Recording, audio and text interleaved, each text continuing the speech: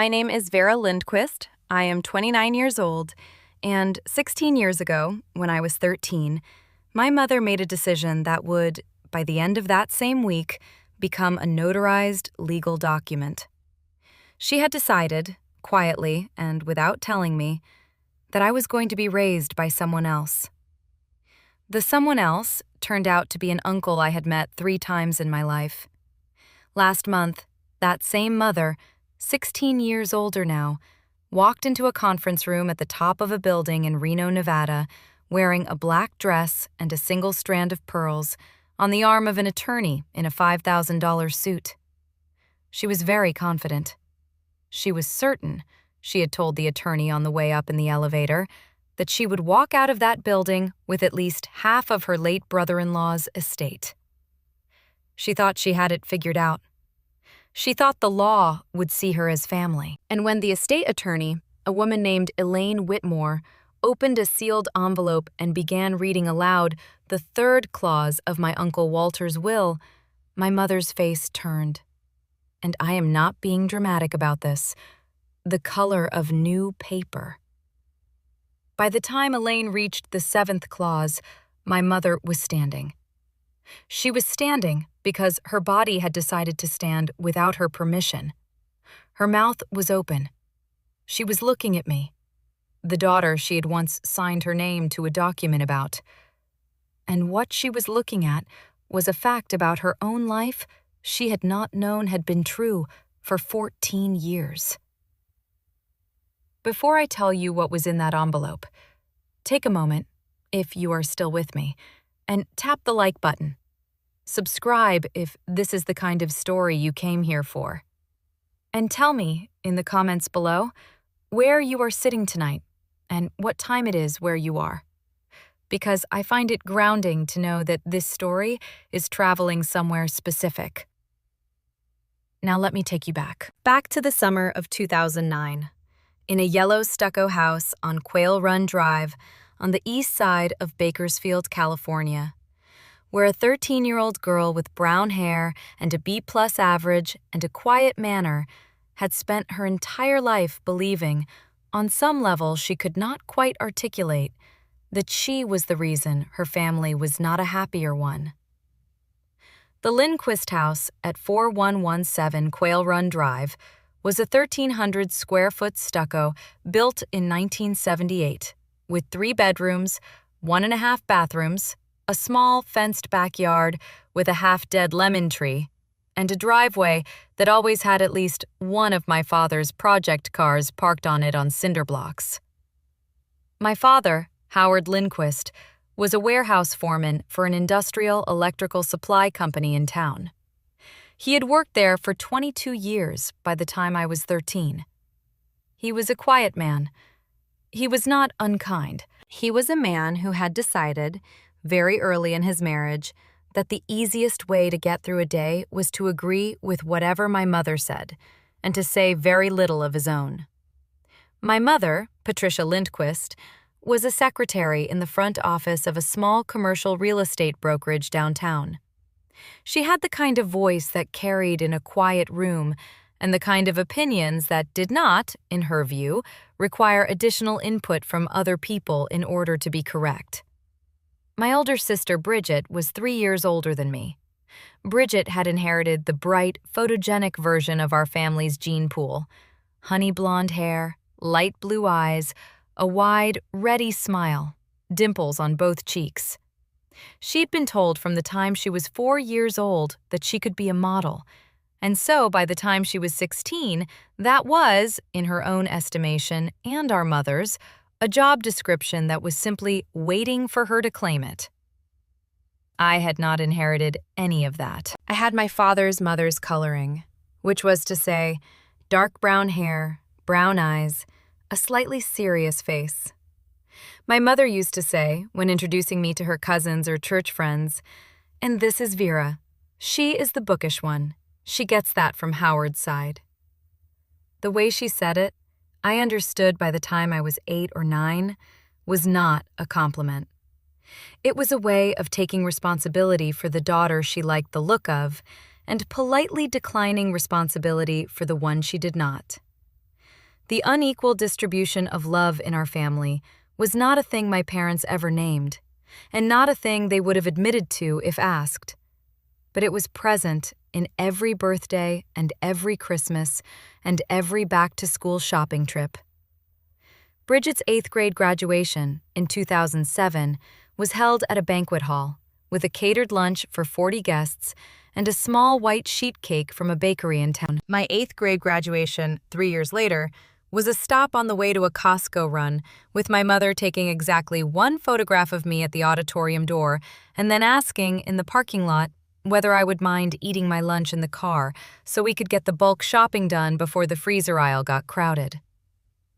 I figured it out, fully and in language I could put into a sentence, when I was 12.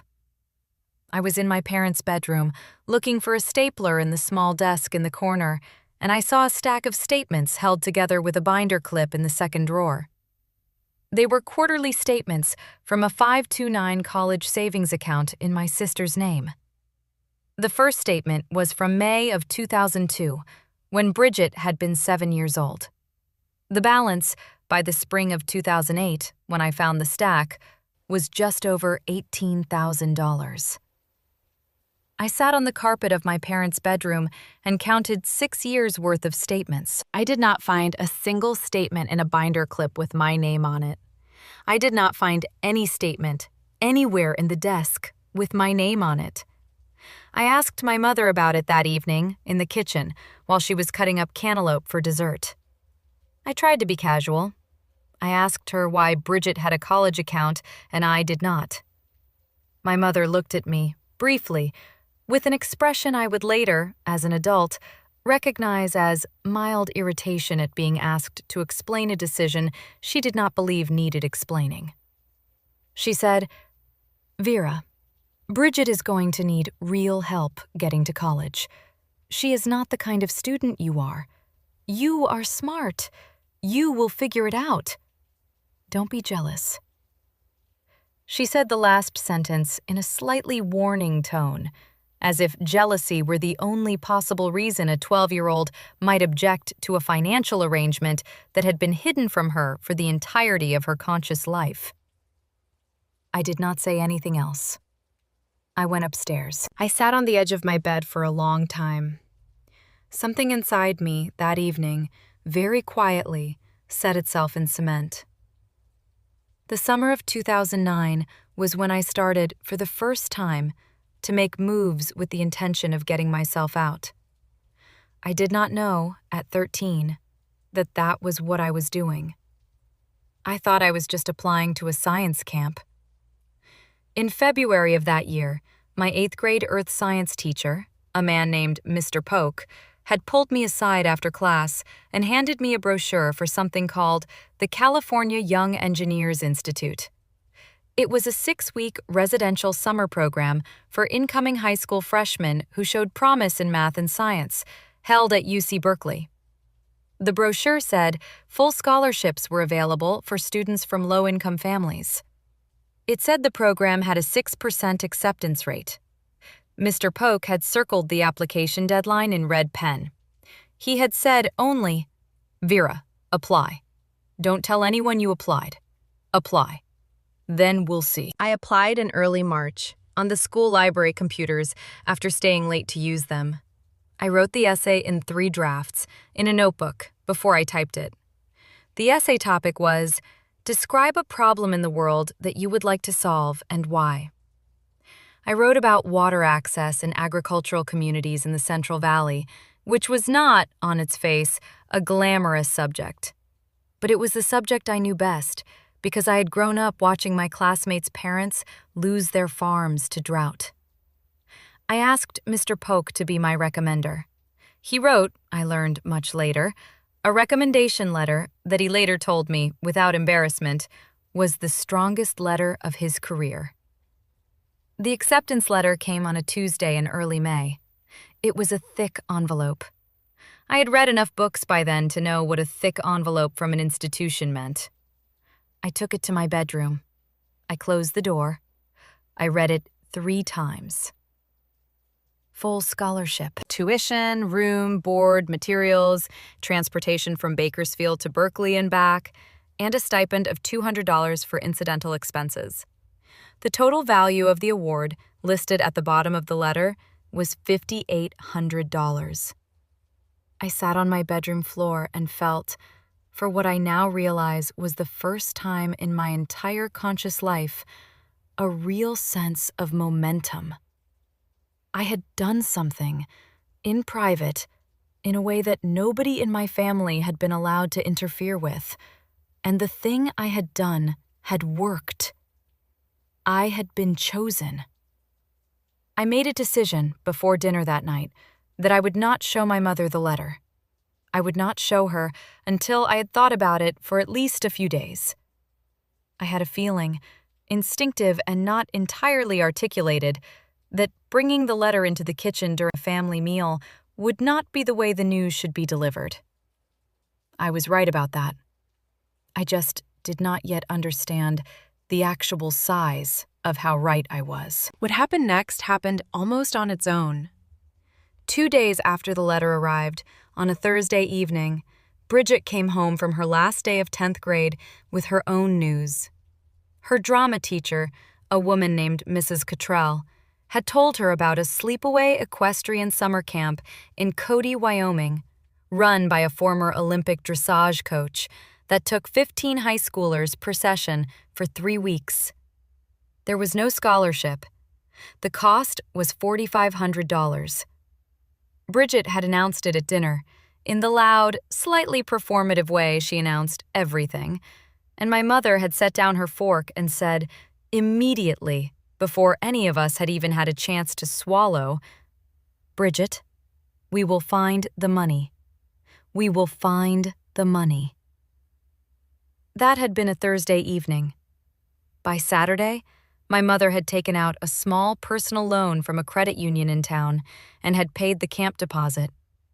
She told my father about it at dinner on Saturday night, after she had already done it. He did not object. He almost never objected. I made a mistake the next afternoon that I have replayed in my head many times. I went into the kitchen, where my mother was working through a stack of bills at the table, and I told her about the Science Institute. I told her about the scholarship. I gave her the acceptance letter to read. I had decided, somewhere in the previous 24 hours, that this was good news.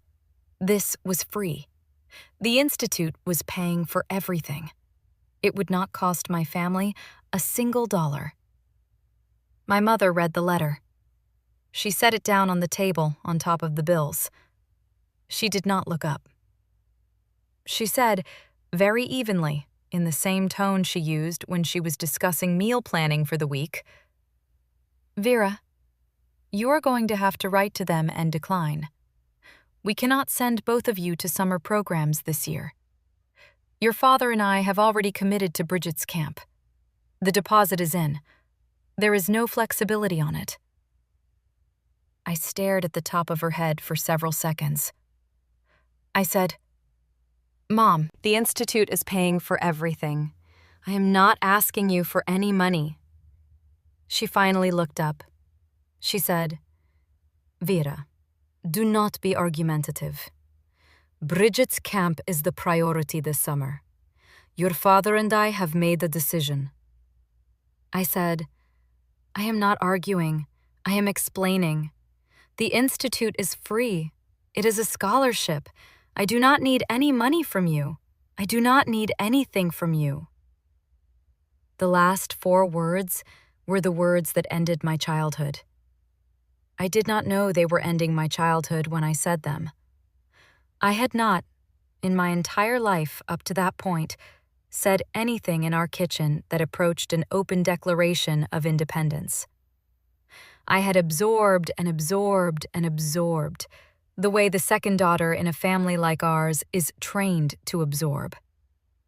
I had said the 4 sentences in a level voice. I had not raised it. But the 4 words, "I do not need anything from you," were a kind of permission slip, in my mother's specific psychology, to do something she had clearly been considering, in some form, For a long time. She stood up. She walked over to the kitchen sink. She did not look at me. She said, "If you cannot be part of this family, Vera, you cannot live in this house. We do not raise selfish children here. You think about that tonight." That was on a Sunday. By Tuesday afternoon, she had made the necessary phone call. I came home from the public library around 6 in the evening. My 2 old camping bags were sitting on the front step, packed. The screen door was latched from the inside. My mother spoke to me through the screen. She told me, very calmly, that she had called my Uncle Walter that afternoon and that he was driving down from Reno to pick me up, and that from now on I would be living with him. She did not, in that conversation, use the word forever. I understood even at 13 that she did not need to. I sat down on the front step. I did not, in that moment, fully understand what she had just said. I was 13 years old. I had met my Uncle Walter exactly 3 times in my life. I tried, for the next several hours, to construct in my head the version of this conversation in which I had heard her wrong. I could not find that version. The screen door stayed latched. My uncle's Toyota Camry pulled into the driveway later that evening. He had driven almost 5 hours. He did not knock on my mother's door. He squatted down on the walkway in front of me, at eye level, and he said only, "Vera, I am your Uncle Walter. From tonight, you are coming home with me. We are going to figure the rest out together." He picked up my bags. He put them in the trunk of the Camry. We drove north toward Reno in the dark. I learned, many years later, that my sister Bridget had been watching from her upstairs bedroom window when my uncle's car pulled into the driveway. She did not come downstairs. She did not open the door. She would carry that decision with her in silence for 16 years until she finally sat down to write me a letter about it. I will get to that letter. What I did not know that night, what I would not know for 14 years, was that earlier that afternoon, before I had come home from the library, a notary public from a local title company in Bakersfield had come to the house at my mother's request and had witnessed my mother and my father sign a document. The document was titled Voluntary Relinquishment of Parental Rights and Transfer of Guardianship. The document terminated, by their signatures and under the laws of the state of Nevada, where my uncle was a resident, all parental rights and responsibilities they held over their minor daughter, Vera Mae Lindquist, born May 4, 1996. The document transferred legal guardianship to Walter Andrew Lindquist of 2240 Collin Ranch Parkway, Reno, Washoe County, Nevada. The document was filed 11 days later by mail with the Washoe County Probate and Family Court, case number 2009 PR 4421. My uncle had brought the document with him in a manila folder in the back seat of the Camry. He had handed the folder to my mother through the screen door before he came back to the walkway to talk to me. My uncle had then waited in his car at the end of our block for the notary to arrive and finish her work. He told me about this much later, when I was 23 years old. He told me he had waited because he had wanted to make sure my mother did not change her mind. He told me he had been afraid, sitting in that car, that she would. My Uncle Walter lived in a mid-size ranch house in a neighborhood called Collin Ranch, on the west side of Reno, with a view of the foothills that turned pink at dusk.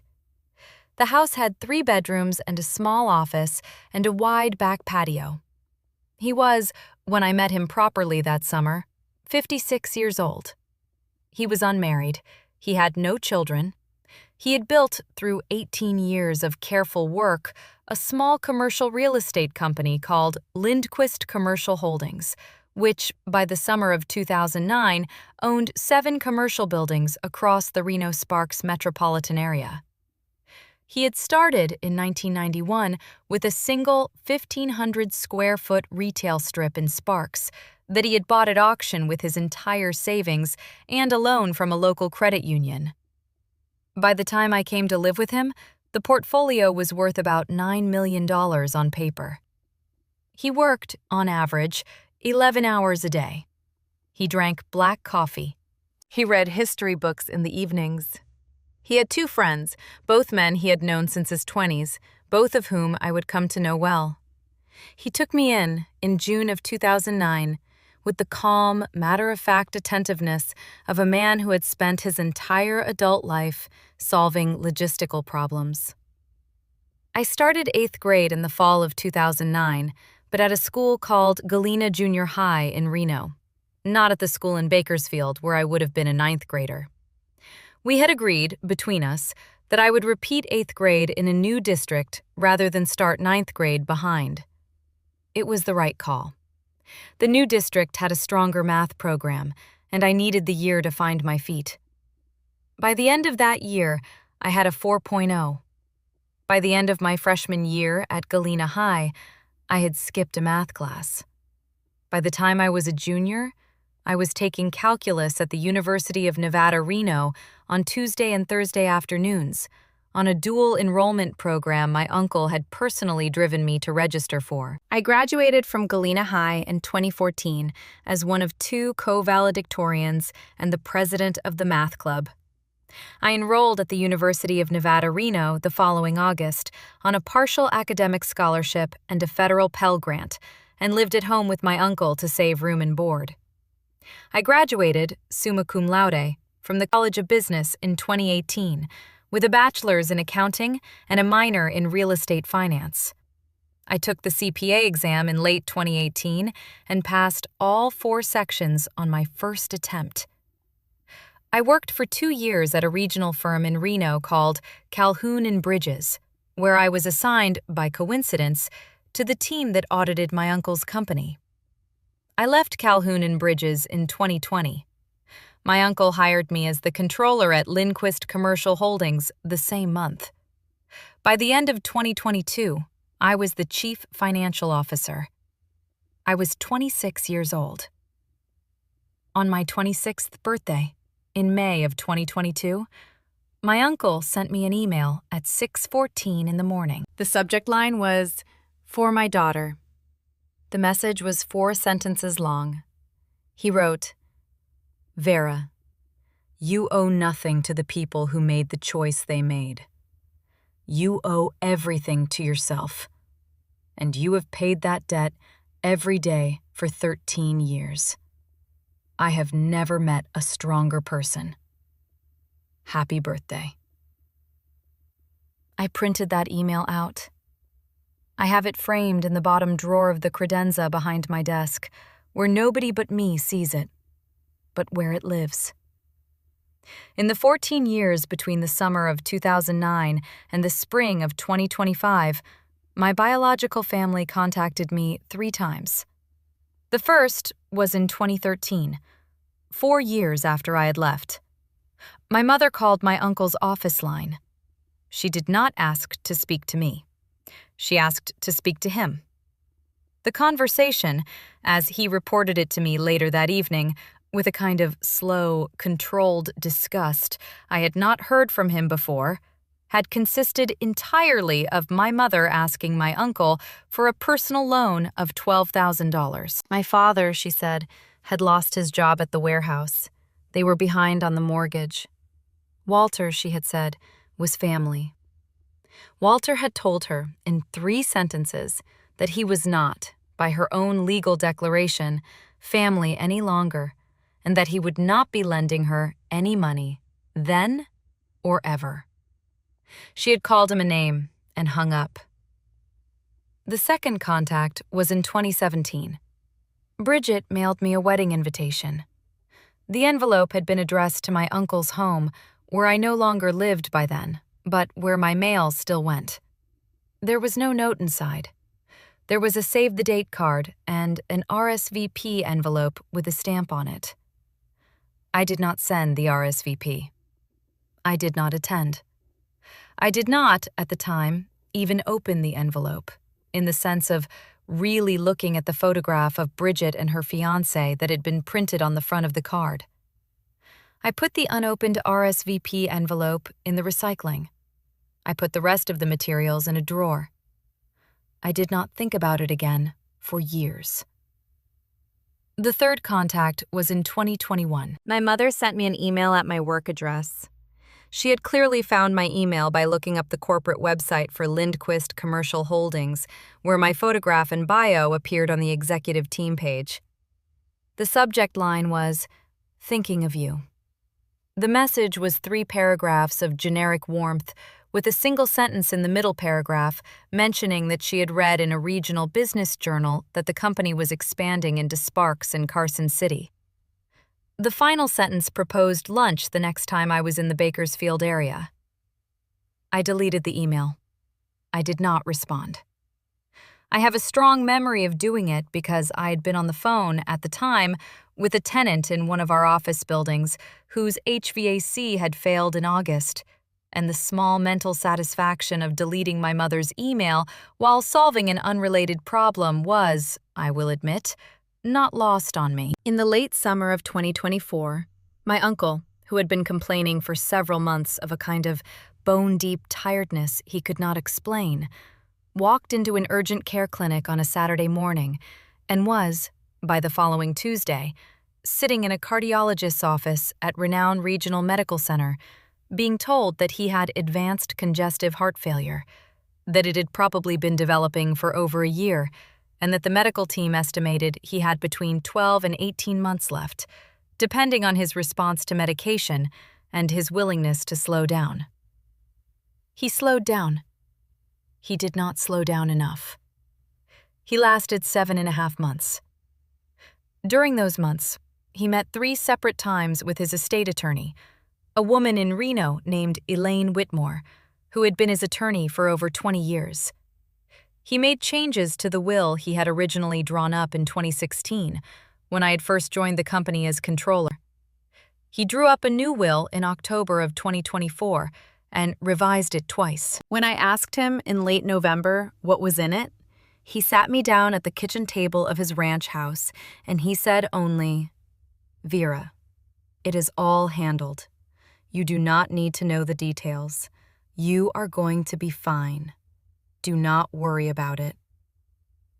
I did not worry about it. I trusted him more than I trusted any other person on this earth. He passed away on a Saturday morning, April 12th, 2025, peacefully in a hospital room at Reno Regional, with me in the chair next to his bed, holding his hand. He had been moved in 2 days earlier. He had been clear-headed the entire time. The last conversation we had, on Friday evening, had been about a leaky roof on one of our properties in Sparks. He had given me, by name, the contractor he wanted me to call. I had written it down. I called the contractor on Monday. The roof was fixed by Wednesday. My uncle had thought, even at the very end, in operational, problem-solving terms. He had been, my entire life with him, a man who finished the things he started. 10 days after he was gone, on a Tuesday afternoon, while I was sitting in my office at Lindquist Commercial Holdings, going through the last week of his email backlog, my cell phone rang. The number was from a 661 area code, Bakersfield. I almost did not answer. I almost did. I answered. "Vera?" The voice on the other end was my mother's. I had not heard my mother's voice in 14 years. It had not changed at all. I said, "Patricia." There was a beat. She had clearly been expecting to be called Mom. I had clearly not given her that. She recovered. She said, "Vera, honey, I just heard about Walter. I am so sorry. We are all just devastated." I said, "Patricia, how can I help you?" She paused again. I am quite sure she did not like being asked to get to the point. She said, "Well, There's a will reading, isn't there? We've been told. We thought we should come up for it. It is right and proper that the family be present, don't you think? I said, Patricia, who told you there's a will reading? She said, I have an attorney. His name is Lawrence Bishop. He has been making some inquiries on our behalf. He says the family is legally entitled to attend. The name Lawrence Bishop rang a soft, distant bell in my memory, something my uncle had said years ago. I told my mother I would have to call her back. I hung up. I sat at my desk for a long minute. Then I picked up my office phone and I called Elaine Whitmore. Elaine confirmed everything within an hour.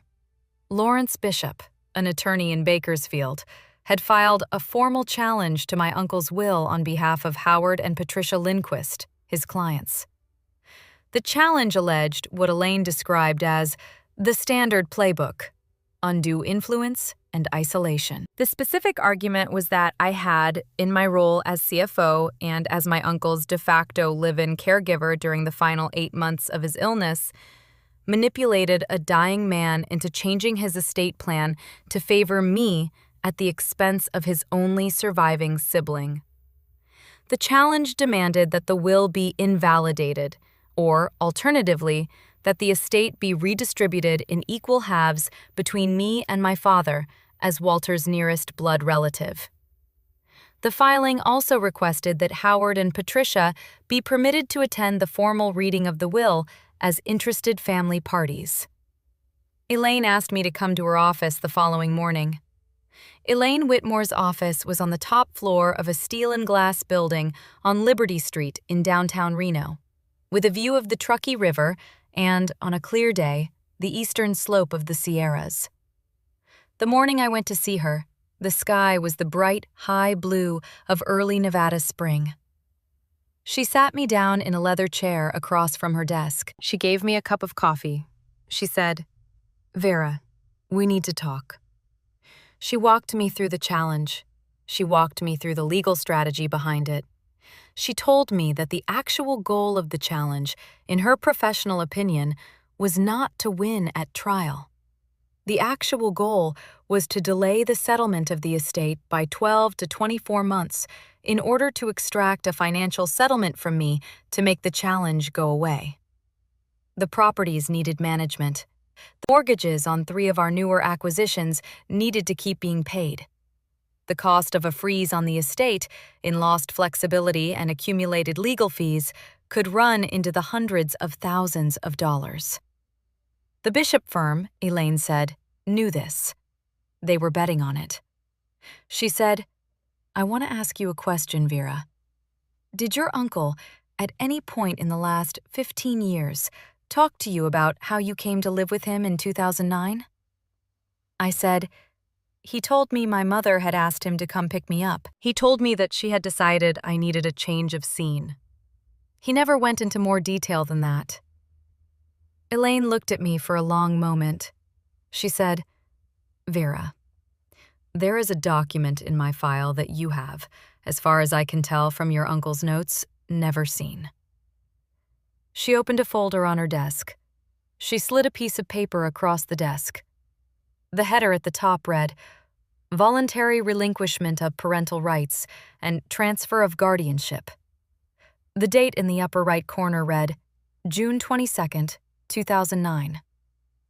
Below the heading was a paragraph in formal legal language stating that the parties Howard Andrew Lindquist and Patricia Lynn Lindquist, husband and wife, of Bakersfield, California, did, on the date above written, voluntarily and freely terminate any and all parental rights and responsibilities they held in respect to their minor child, Vera Mae Lindquist, born May 4th, 1996, and did transfer the legal guardianship of said minor child to Walter Andrew Lindquist of Reno, Nevada. There were 4 signatures at the bottom. My father's, my mother's, my uncle's, the notary's. The case file stamp at the bottom of the document read, Washoe County Probate and Family Court, 2009, PR 4421. I read the document twice. The second time, I read it very slowly, because the first time I had not been able to make my eyes settle on the words. Elaine said, "Vera, I am sorry. I assumed your uncle had told you. I should have asked." I said, "Elaine, they signed this on the day she put my bags on the porch." Elaine said, "Yes, the notary went to their house in the late afternoon. Walter had the document drawn up the night before by an attorney here in Reno, who fed it to a colleague in Bakersfield by fax. The colleague handled the notary. Walter waited in his car at the end of your street for the notary to leave. Then he came up the block to collect you. He told me, when we reopened the file in 2011, that he had wanted the legal piece completed before he drove back to Nevada. He was afraid your mother would try to reverse the decision once she had had time to think it over." I sat with that for a long time. Elaine did not push me. She let me sit. I said, "What does this mean for the challenge?" She said, "It means your father has no legal standing to claim familial inheritance. The law of the state of Nevada is very clear. A person who has voluntarily relinquished parental rights and transferred guardianship cannot, after the fact, claim those rights back for the purpose of inheritance. He is not, as a matter of law, your father any longer. He has not been since June 22, 2009. The Bishop firm either does not know that, in which case they are going to look spectacular when the document is produced at the reading, or they do know it, in which case they are betting that you will be too uncomfortable to allow it to be entered into the record. Either way, the document changes everything." She said, "Vera, there is one more thing in the file. I am going to ask you to brace yourself." She slid a second document across the desk. It was on different letterhead, dated August 14, 2011. It was a decree of adoption. It was issued by the Washoe County Family Court. It granted, on the petition of Walter Andrew Lindquist, the legal adoption of Vera Mae Lindquist, minor child, ward, and adoptee by said Walter Andrew Lindquist, who was thereby designated by law as her legal father, with all rights and responsibilities pertaining thereunto. The decree was signed by a family court judge whose name I did not know. It was certified. It was real. I said, "Elaine, my uncle adopted me?" Elaine said, "Yes, Vera, in 2011, the summer between your sophomore and junior year of high school. He filed the petition shortly after your 15th birthday. He did not tell you because he was, I'm quoting his own notes here, afraid she would feel pressured to call me Dad, which I do not want her to do unless it comes to her naturally." The decree was finalized in August. He never raised it with you. He kept the certified copy in this file. He instructed me at our meeting in October of 2024 to produce it at the will reading if and only if there was a challenge from Bakersfield, which he believed there would be. I sat in that chair for a long time. Elaine got up and refilled my coffee. She came back. She sat down. She did not say anything else for several minutes. She let me have the silence. Finally, I said, "What are my options?" She said, "Two. We can negotiate. I can call Bishop and tell him the floor of his case is gone. We can offer your biological parents a small settlement between $200,000 and $400,000 in exchange for an irrevocable waiver of all future claims against the estate. The other option is to allow the will reading to proceed as scheduled. They have demanded to attend. The court has not yet ruled on whether they have standing to attend, but I can voluntarily permit it. We can let them sit in the room. And then I can read your uncle's will, including the 2 documents we have just discussed, in front of every interested party. That is the option Walter wanted, if you were willing to consider it. He left specific instructions in his file. He wanted the documents read aloud. He said in his notes that he wanted the record clean. I sat with it for a few seconds. Then I said, "Let them come." The will reading was scheduled for the morning of Friday, April 25th, in the main conference room of Elaine Whitmore's office on the 21st floor of the building on Liberty Street. I spent the intervening week with Marisol Aguilar, the Human Resources Director at Lindquist Commercial Holdings, and one of my closest friends in the world. Marisol had joined the company 4 years earlier, in her late 20s, and she'd become, over our years working together, the person I told things I did not tell anyone else. She knew the full version of my history. She had helped me, the previous summer, organize the paperwork for my uncle's hospital admissions.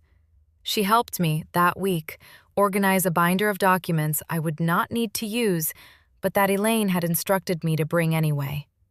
Quarterly performance reports for the company under my CFO tenure. The growth of the portfolio from $9 million to $28.4 million in 15 years. Occupancy rates, tenant retention numbers, the donation history, by year and recipient, of my uncle's personal charitable contributions to the renowned Children's Hospital Foundation, to Habitat for Humanity Truckee Tahoe, and to the Tahoe Conservancy. None of these documents, Elaine had told me, would actually need to be produced. The 2 pieces of paper in Elaine's folder would do all the work. The binder was, Marisol said, my emotional armor. I carried it anyway. I also spent 2 long sessions that week with my therapist, Dr. Hannah Voorhees, with whom I had been working since I was 22 years old. Hannah had walked me through, more than once over the years, the difference between justice and revenge. She walked me through it again that week. She said, "Vera, going through with this is justice. It is not revenge. The difference is in what you do and how you feel after. Revenge is a thing that has to keep being fed. Justice is a thing that, when it is done, lets you go. If you feel, at the end of the hour next Friday, that you have to keep going back to that room in your head, we should talk about it. If you feel, at the end of next Friday, that you can close the door of that room and walk back into your life, then you will have done the right thing." I wrote that down in the notebook I keep next to my bed. I read it the night before the will reading. Then I slept for almost 9 hours, which surprised me. On the morning of April 25th, I dressed in a dark charcoal suit, a cream blouse, and a pair of small gold earrings that had been my uncle's mother's. I left my hair down. I did not wear lipstick. I drove to the office building on Liberty Street, parked in the underground garage, and rode the elevator up to the 21st floor with Marisol next to me. I arrived 20 minutes early. There were already 11 people in the conference room. Elaine was at the head of the table with 2 junior associates. Theodore Calhoun, the senior partner at Calhoun and Bridges, the firm that had audited Lindquist Commercial Holdings for the last 11 years and who had known my uncle personally, sat to her left. He nodded at me when I came in. 3 representatives from charitable organizations sat along the side wall. Dr. Mihai Hooper, the Chief Development Officer at the renowned Children's Hospital Foundation. A man named Eduardo Salazar from Habitat for Humanity, Truckee Tahoe. A woman named Ren Hollis from the Tahoe Conservancy. 4 senior staff from Lindquist Commercial Holdings sat together near the windows, including our property manager, our director of acquisitions, and Marisol. Marisol gave me a small thumbs up as I sat down. I took the seat directly across from Elaine. The view through the windows behind her was of the Truckee River and the mountains beyond it. The mountains had snow at the top. The sky was bright. At 9:55, the elevator doors at the end of the floor opened. My mother emerged first. I watched her through the glass partition of the conference room. She was wearing a sleek black dress with a cap sleeve, a single strand of pearls, and a small black hat with a netted veil that she had, I assume, found at some point during the week. Behind her came my father. He was wearing a navy suit jacket over a white shirt, no tie. He had aged. He had gained weight in the shoulders and lost it in the face. His hair, which had been dark in 2009, was almost entirely gray. He moved with the slight slope of a man whose back had been hurting him for a long time. Behind him came Bridget. She was 32 years old now. She was wearing a pale blue dress that did not quite fit the room. She looked tired. She did not look at me when she came in. She looked at the floor. Behind them was a tall man in a dark suit carrying a Toomey briefcase. Mid-60s, white hair, a confident, slightly amused expression that he had clearly practiced for difficult rooms. Lawrence Bishop. My mother walked into the conference room as if she had been told it was hers. She moved straight for one of the chairs at the main table. Elaine looked up from her papers and said, very calmly, "Mrs. Lindquist, Mr. Lindquist, Ms. Lindquist, Mr. Bishop. There are seats arranged for attending parties along the west wall. The conference table itself is reserved for beneficiaries, fiduciaries, and counsel of record. Please." She gestured with an open palm. My mother stopped walking. She looked at the chairs along the wall. She looked back at the conference table. She looked at me. She did not move for several seconds. Then she said, in a low voice she meant to carry, "Lawrence, is this acceptable to you?" Bishop, who knew enough about being in another attorney's office to choose his moments, said, "Patricia, let's sit." He led them to 3 chairs along the wall, where my mother lowered herself with the slow, deliberate care of a woman lowering herself into the front pew of a funeral she did not approve of. My mother used the wait before the reading to do a thing I had, at some level, expected her to do. She introduced herself, in a low but carrying voice, to the woman from Tahoe Conservancy, who happened to be sitting 2 seats away from her. She said, "Patricia Lindquist, Walter's sister-in-law.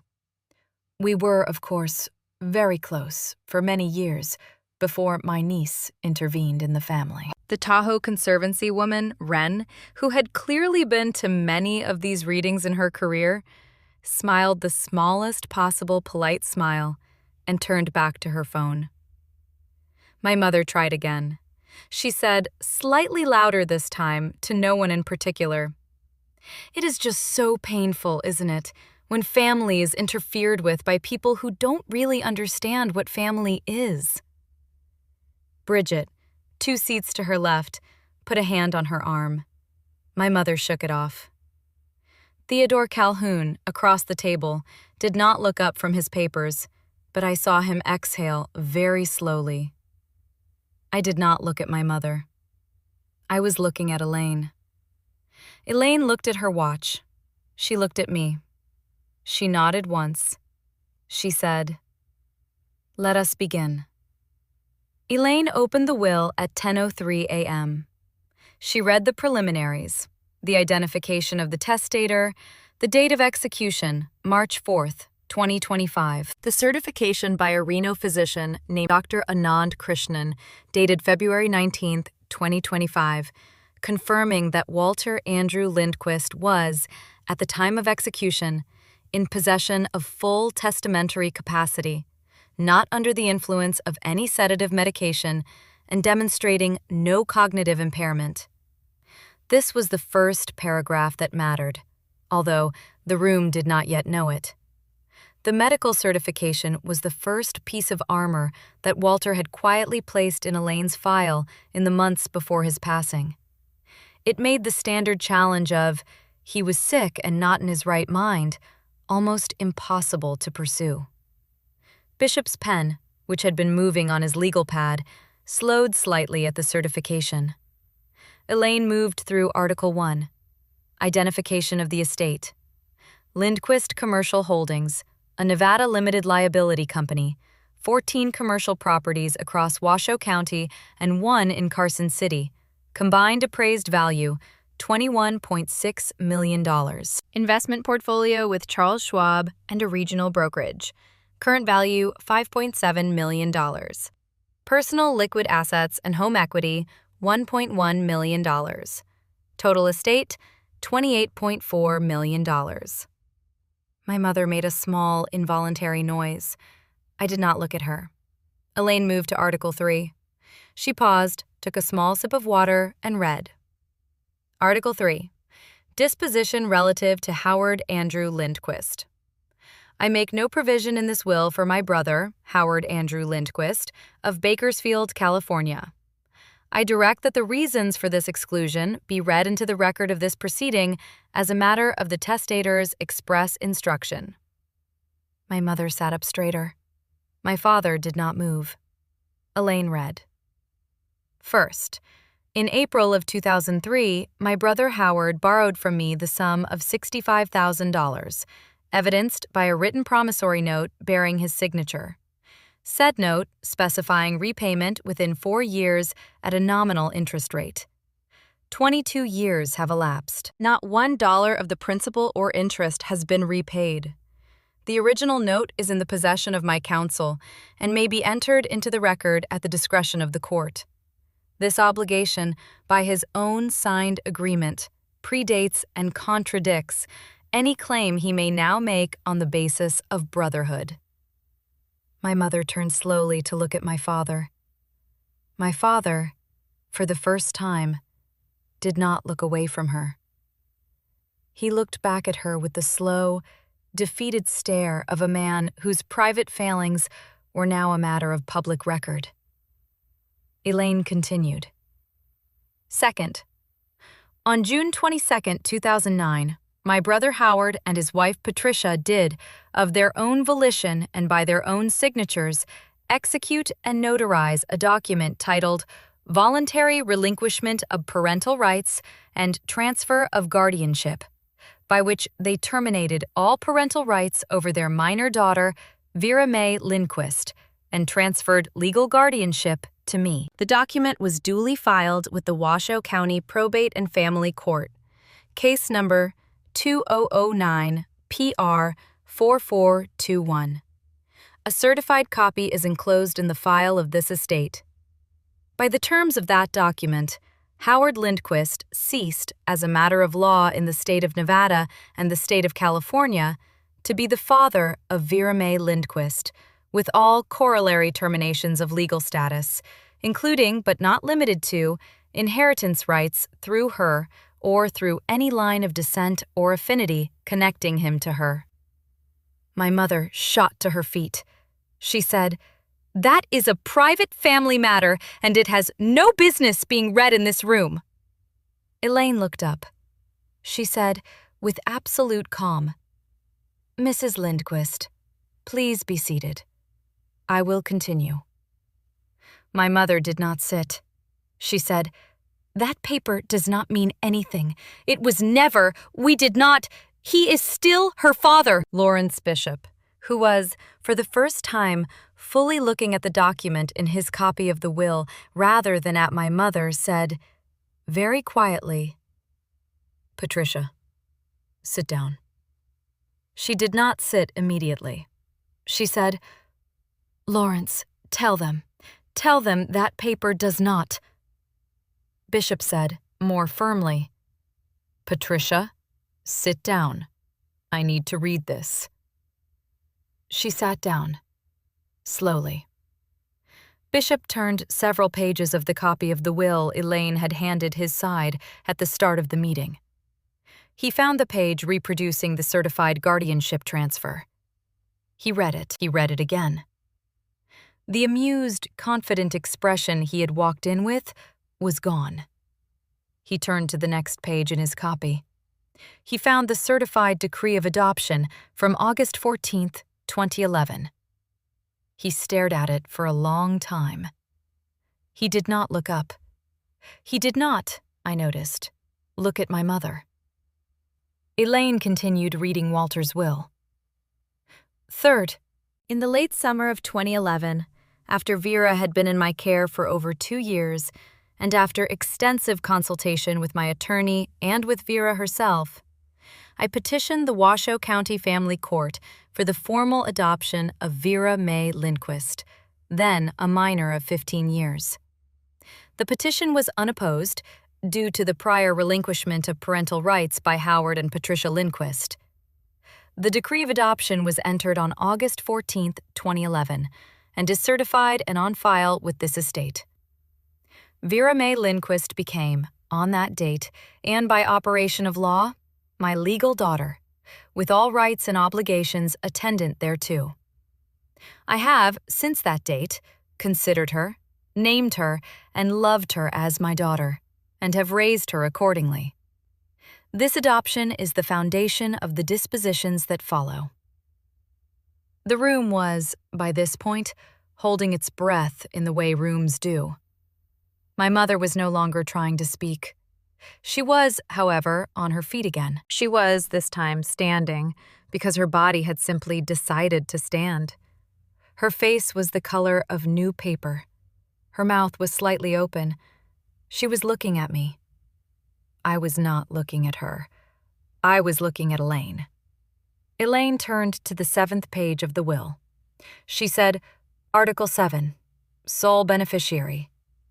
She read, I bequeath the entirety of my estate, including all real property holdings of Lindquist Commercial Holdings, all investment accounts, all liquid assets, all personal effects, and all rights, interests, and titles attaching thereunto, to my daughter, Vera Mae Lindquist of Reno, Nevada. Vera is not merely my heir. She is my daughter, in every sense the law and a heart can recognize. She has worked alongside me for 9 years. She has demonstrated, over those 9 years, every quality of intelligence, integrity, judgment, and stewardship that a man could hope for in the person who will continue the work he began. There is no one in the world I would rather entrust this work to. There is no one I love more, and there is no one who has earned this inheritance more completely. Elaine paused for a second after she finished reading the paragraph. She looked across the table at me. I, who had not cried at my own uncle's bedside, who had not cried at his memorial service, who had not cried in the conference room when Elaine had handed me the guardianship transfer document the week before, did not cry now either. Something inside me, however, stood up. Something inside me that had been crouched, listening, for 16 years, since the night my uncle's Camry first pulled out of that driveway, stood up and stretched and looked around the room. Bridget was crying quietly in her chair. I did not look at her closely enough to determine why. My father was looking at the floor. My mother was still standing. Her hand was on the back of her chair. She was breathing through her mouth. Elaine moved to Article 8, Charitable Bequests. She read them with the same calm. $600,000 to the renowned Children's Hospital Foundation for the establishment of a pediatric family support fund. $400,000 to Habitat for Humanity Truckee Tahoe. $250,000 to the Tahoe Conservancy for watershed protection. Dr. Mireille Hooper, from the Children's Hospital, pressed her hand briefly to her mouth and then to her chest, and then she nodded, once, to herself. Elaine then said, Article 9.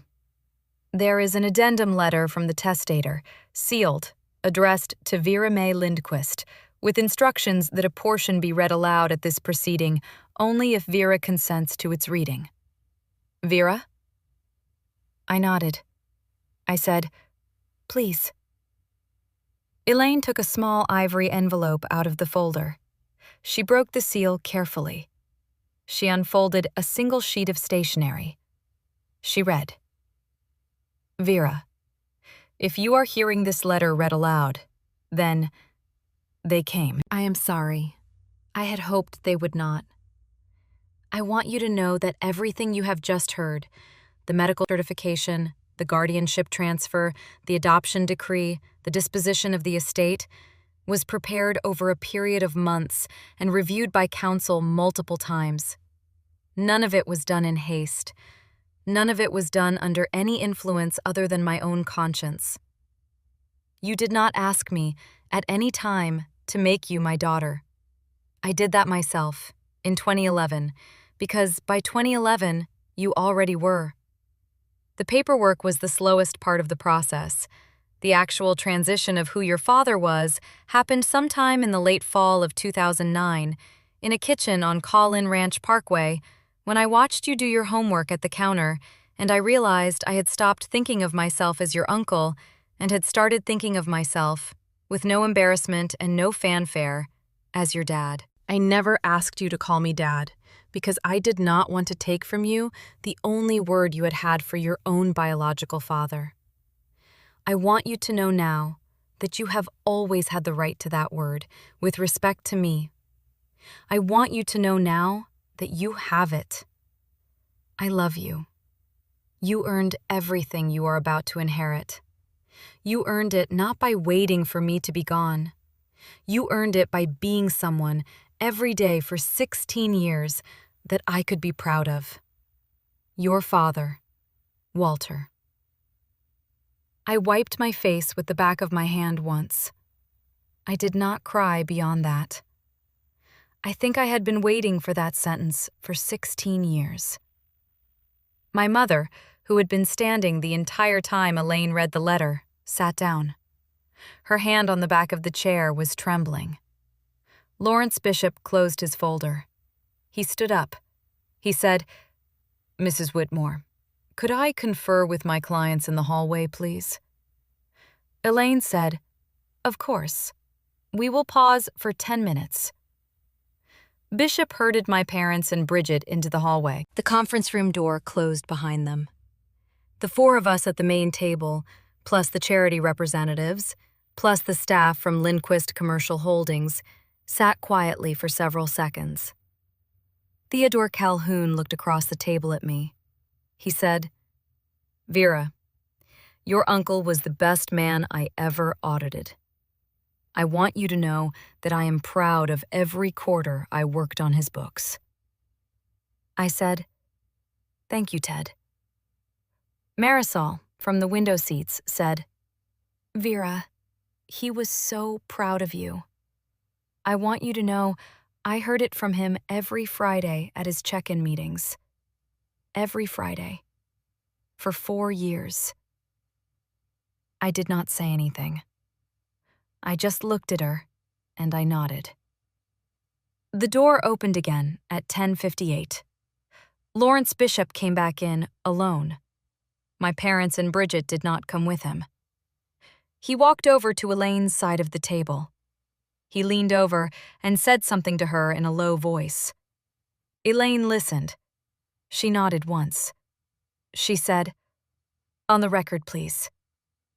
Bishop straightened up. He said, in a voice loud enough for the court reporter Elaine had quietly seated in the corner, who had been transcribing throughout, to capture, "On behalf of my clients, Howard and Patricia Lindquist, I hereby formally withdraw, with prejudice, the challenge to the estate of Walter Andrew Lindquist, filed in Washoe County District Court on April 9, 2025. My clients waive any and all future claims, in any jurisdiction, against the estate of Walter Andrew Lindquist or against his beneficiary, Vera Mae Lindquist. I have informed my clients that on the basis of the documents introduced into the record this morning, the challenge has no legal foundation. I will be filing the formal withdrawal with the court before close of business today." Elaine said, "Thank you, Mr. Bishop. The record will reflect the withdrawal." Bishop nodded at her. He nodded at me, briefly, then turned and walked back out of the conference room. He did not return. My mother did not come back into the conference room at all. She and my father had, as I would learn from Bridget 2 months later, gone directly to the elevator. They had not waited for Bishop. They had left the building. They had driven the 8 hours back to Bakersfield that same afternoon, in silence. They had not spoken to Bishop again. They had not paid his final invoice. He had eventually written it off. Bridget came back into the conference room alone. She stood in the doorway. She did not sit down. She looked at me across the table. She said, "Vera, I do not expect anything from you. I know I do not have any standing in this room. I came back in to say something. I should have said it a long time ago." I did not say anything. I waited. She said, "I saw you that evening in 2009 when Uncle Walter's car pulled into the driveway. I was upstairs. I did not come down. I did not open the door. I did not say anything to you." I have thought about that every week for 16 years. I do not have an explanation. I was 15, and I was scared of Mom, and that does not make it all right. I am not asking you to forgive me. I do not deserve that. I came in to tell you, in front of these people, on the record, that what happened to you that summer was not your fault. It was nothing you did. You were a kid. You were a really good kid. And we all failed you. I failed you the most because I was the one with eyes on that walkway. She turned and walked out. I did not know, in that moment, what I wanted to do with what she had said. I did not say anything to her on her way out. She did not, at any point, look back. I learned later, from a follow-up letter she sent me in mid-June, that she had asked Bishop, just before he walked back into the conference room with the withdrawal, whether she could go in and say what she said. He had told her she could. She had thanked him. She had walked back in. She had said it. She had walked out. She had then taken a separate flight from Reno back to Phoenix, where she was now living after a divorce, and not returned to Bakersfield with my parents. She wrote in the letter that, on the plane home, she had cried for 2.5 hours straight, and that the flight attendant had quietly brought her a small bottle of water and a handful of tissues, and had not asked any questions. The will reading concluded at 11:15. The estate settled, with no challenges and no complications, over the following 6 weeks. The portfolio of Lindquist Commercial Holdings was transferred as a wholly owned asset to me as sole shareholder. The charitable bequests were paid out in early June. Dr. Mireille Hooper sent me a personally handwritten thank you note that began, "Vera, he talked about you at every fundraising lunch I ever attended with him for 15 years. He talked about you the way a man talks about his greatest accomplishment." I have that note in the drawer with my uncle's birthday email and my 8th grade graduation program. They live in the same place. They earned it. Lawrence Bishop, 2 months after the will reading, was placed under formal investigation by the California State Bar Association on a complaint filed by Elaine Whitmore. Elaine, who had not asked my permission to file the complaint, had filed it as a matter of professional obligation. The complaint cited 3 issues. First, that Bishop's pre-filing diligence had been inadequate, in that any basic search of Washoe County probate records would have surfaced the 2009 guardianship transfer and the 2011 adoption decree before he ever filed the challenge. Second, that Bishop had, in conversations with my mother that Elaine documented through a deposition, materially overstated the strength of her case in order to retain her as a client. Third, that Bishop had failed to disclose to my mother at the point of retention that he had himself, in 2014, briefly consulted with my uncle on an unrelated real estate transaction and had been declined for the engagement, a fact that constituted a disclosable conflict. Bishop's license was, in late 2025, suspended for 90 days, and he was required to take and pass an ethics retraining course before being permitted to take on any new probate matters. I did not have any contact with him, and I do not know today what his practice looks like.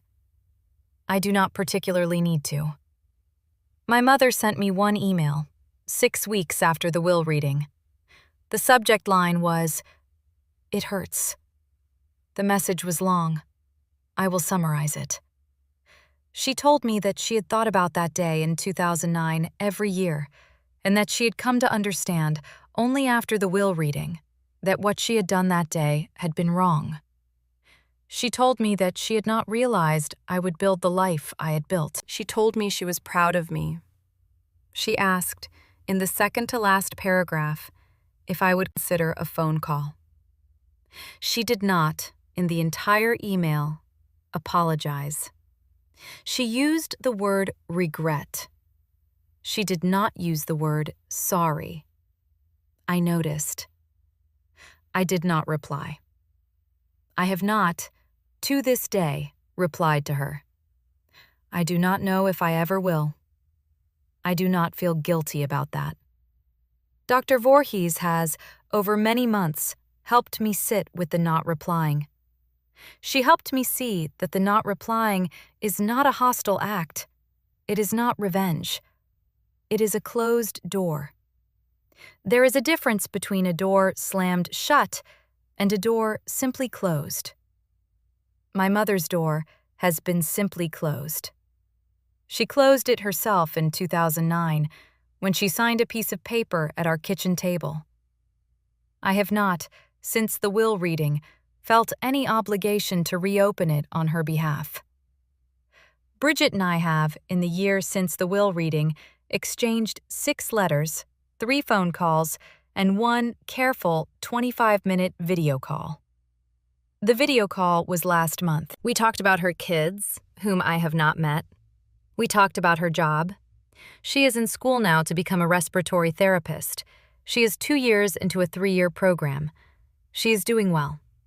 She talked about the divorce, briefly. She did not bring up our mother. I did not either. At the end of the call, she said, "Vera, I know I am rebuilding very slowly. I want you to know I am only doing it at the pace you let me. If you ever need me to slow down or stop, I will." I said, "Bridget, that is a good thing to say. Let's see how things go." She smiled. I did not exactly smile back, but my face did something a little softer. We made another call for late this month. She did not push. I did not promise. We are doing whatever this is at our own speed. It is March now, almost a year after the will reading. I am 30 years old. The portfolio of Lindquist Commercial Holdings has, in the year since my uncle's passing, grown by 8%. We have acquired 2 additional properties, both in Sparks. Occupancy is at 96%. The Vera M. Lindquist Future Scientist Scholarship, which I established in my uncle's memory in October of last year through the renowned Children's Hospital Foundation, awarded its first round of grants in February. 6 students from the Reno, Sparks, Bakersfield, Fresno area, all of them girls between 13 and 17, all of them from family situations that were, in some way, unstable, received funding for summer science programs. The total awarded was $45,000. The selection committee included Dr. Hooper, 2 other women from the foundation, and me. Mr. Polk, the 8th grade earth science teacher who had given me the brochure for the California Young Engineers Institute in 2009, who is now retired in Bakersfield and 73 years old, served as an advisor on the committee. He flew up to Reno in February for the recipient announcement reception. He cried, briefly, in the lobby of my building before we went upstairs. I did not, but I held his hand for a second. I want to tell you one last thing before I let you go. I have spent, in the years since I left Bakersfield, a great deal of time thinking about what my mother did when I was 13. I have, in therapy, asked the question many people ask in my situation, which is, was there something I could have done differently? Was there a softer way I could have brought up the Science Institute? Was there a way I could have framed it that did not register in her mind as a threat to my sister? Dr. Voorhees has been very patient with me on this question. She has helped me, over the years, arrive at the only answer I can find that does not destroy me. The answer is this. My mother did not send me away because I had been a difficult child. She made the choice she made because she had been, for 13 years, building toward the moment when she could make it. She did not love me less than she loved my sister because of anything I had done. She loved me less than she loved my sister because of who she was, because of how she was constituted, because of what she was capable of giving and to whom. I could have been the best 13-year-old in the state of California, and the moment would still have come. The reason on the form would have been different. The form would have looked the same. If you are sitting somewhere tonight, listening to me, and you have spent any of your own life trying to figure out what you could have done differently to be chosen by people who never chose you, I want to tell you something. There was nothing. There was nothing you could have done. The choice was not made about you. The choice was made by them, about themselves, about what they were capable of. And you were simply, by accident of birth, the surface they chose to make that choice on. And I want you to know that the right people, the ones who will actually choose you, are often closer than you realize. Mine was already in my life, 3 states away, waiting for a phone call. Yours may be too. You do not have to forgive them in order to walk away from them. You do not have to keep the door open in order to be a good person. You do not owe them anything. You owe yourself everything. If a stranger, somewhere in your life, has shown up and treated you the way the people in the house you were born in did not, you owe that stranger your loyalty before you owe anyone with whom you happen to share DNA. Family is, and has always been, a verb. It is not a noun. It is something people do. It is, very specifically, the showing up. It is the 4-hour drive in the middle of a Tuesday evening on the phone call of an estranged sister-in-law to a front step you have never seen before with a folder of legal paperwork in the back seat that you have already drafted because you knew, before you ever picked up the phone, that you were going to be needed. My name is Vera Lindquist. I am 30 years old. I am the Chief Executive Officer of a commercial real estate company in Reno, Nevada. I am the legally adopted daughter of Walter Andrew Lindquist, who passed away last spring at the age of 71, and who was the first person in my life who looked at me when I was 13 and saw, simply, a kid who deserved to be picked up at the end of a driveway in the dark. I have, since the day he was gone, signed every document at my company with the name he gave me. I have, since the day he was gone, slept very well at night. The door on Quail Run Drive in Bakersfield, California, is closed. It will not reopen. I am not, anymore, the person who has to keep checking to see if it has. That, more than the inheritance, more than the company, more than the scholarship fund, or the bronze plaque on the side of the building in Sparks that bears my father's name, is the thing my Uncle Walter actually left me. He left me a closed door behind me that I do not have to look at anymore, and an open horizon in front of me that nobody, including the woman in the black dress and the pearls, will ever again have any standing to put a fence across. Thank you for staying until the end. If this story landed for you, tap the like button. Subscribe if you have not. Tell me in the comments below what your version of the closed door looks like. Tell me if you are still trying to close it, or if you are already on the other side. I read every comment. I am right here. I will see you in the next one.